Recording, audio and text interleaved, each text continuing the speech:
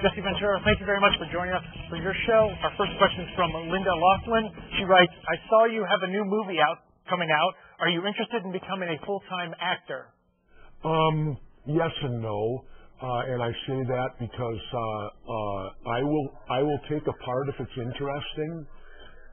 But I'm not really at the point now where I'm going out pursuing them. And so if someone approaches me with a role, I'll certainly consider it. I love to act. I love making films. It's a great, fun, enjoyable way to earn a living. But am I going to become a full-time actor? I don't actually know what that would mean. You know, it doesn't mean I'm going out to Hollywood and going on every casting call. No, because I don't feel I need to do that. I live in Mexico now for most of the year. But certainly if the right role presents itself, and if it's an interesting film, as the one I did here, Woodshop was an interesting script and an interesting film, and they pursued me. They sent the script to me and asked if I'd be interested. So if something like that happens, yes, I will act. But am I going to be a full-time actor? I don't know. At age 57, you're not full-time at anything anymore. Next question. Rick Kettleson writes, as a previous resident of Minnesota, I voted for you as governor. What political future are you looking for, if any? I'm not. If I would have wanted a political future, I would have ran for the Senate, possibly in this last election that we're now stuck in the courts with. They can't determine a winner. I feel very strongly if I would have entered the race, we wouldn't have had to go to court, and I've had about 20-some people in Minnesota tell me that. But I just, at this point in my life, I'll tell you what it is, and maybe people can relate. I'm a free spirit, and for me to go back into politics would be the equivalent of violating your parole and getting sent back to jail. So you understand? It would be like if I were to become a U.S. Senator, that means I have to go to Washington and spend 6 years there, hanging out with people I don't even like. Imagine spending 6 years obligated to be with people that you don't like or respect. And that's what it would be for me. So the easiest way I can put it, it's like parole violation. Why would you do that and go back to jail when you have your freedom? He also says, people would like you to run for president. Has the thought crossed your mind? Oh, it's crossed my mind, but, you know, in light of the mess that President Bush left, I wouldn't wish this on my worst enemy.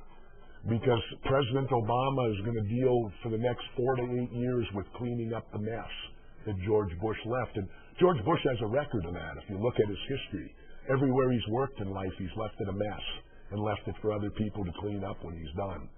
And so I don't think I'd want the job anymore. Also the fact that I'm aging fast enough. Have you ever looked at the presidents? When they come into office, they're full of vigor and vitality, and they look young. And by the time they leave, look at Bill Clinton. His hair's white now. And no, they age, and it's a proven fact. The stress of that job probably ages you double. Well, I'm 57 now. I don't need to be aged double anymore. You know, I'd like to reverse it and go the other way if I could. That's why I'm down surfing in Mexico. I'm trying to reverse that process. Preston writes, we've heard for years about the use of performance-enhancing drugs in sports, especially baseball. There also been talk that abuse of these drugs extends in the professional wrestling world. Do you believe that's true? If so, to what extent? And what, if anything, can be done? It's absolutely true. If you'll go back to history, and that's a great question that I wanted to deal with today. In the early 90s, the federal government came into pro wrestling and tried to put Vince McMahon in prison for steroid use of wrestlers. My question is, they've now determined 104 baseball players failed their steroid tests in 2003. 104. They indicted Vince McMahon. Why aren't they indicting Bud Selig? He's the head of baseball. It happened on his watch. What you have here is 2 sets of law enforcement. One set, pro wrestling, let's go after the head of that and put him in prison for steroid use. And pro wrestling's not even an athletic competition. We went to court and said we're sports entertainment.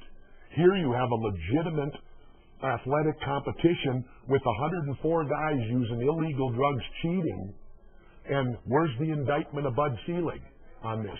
They indicted Vince McMahon. He had to beat it with his own lawyers or go to prison. How come Selig isn't being treated the same way? Performance-enhancing and drugs are there. They've been used for 20 to 30 years. They probably started in bodybuilding and then expanded out to all the other sports. Yes, they were very prevalent in pro wrestling. Did I use them? Yes. At certain times. I didn't use much, but I went public way back in 1990. I did a poster that went to all the high schools, many of them in America, stating I had tried them, don't do them, they're too dangerous. But that's an individual's choice, and now they're seeing all these, quote, baseball heroes who are not so heroic now, because they use these drugs. And you can't tell me for 1 minute that Bud Selig and the owners didn't know. They were profiting from it. Baseball was dead in the water until the big home run race between McGwire and Sosa, Sammy. And that rejuvenated baseball made all the profits so Bud Selig can make $17 million a year and yet still come to us public officials and tell us to build them stadiums. Interesting, huh? Stadiums for drug abusers. And Governor, the final question, Shell from Parker writes, how did you make your decision not to run for U.S. Senate? Well, that was I was really split on doing it or not. I didn't know if I did. I didn't know if I wanted to give up my freedom again. I didn't know if I wanted to obligate myself to 6 years in Washington. But then I always come to the point, if not me, then who? I feel like I'm a patriot, and people need to stand up and do what's right for your country. But I was so torn that my wife suggested to me, she said, you've always believed in fate and destiny. She said, why don't you flip a coin? And that's what I did. It was 1 hour before the end of filing. I could have made it there in 30 minutes. I walked to the middle of the floor. I took a quarter, and I turned to my wife, and I said, heads I run, tails I don't.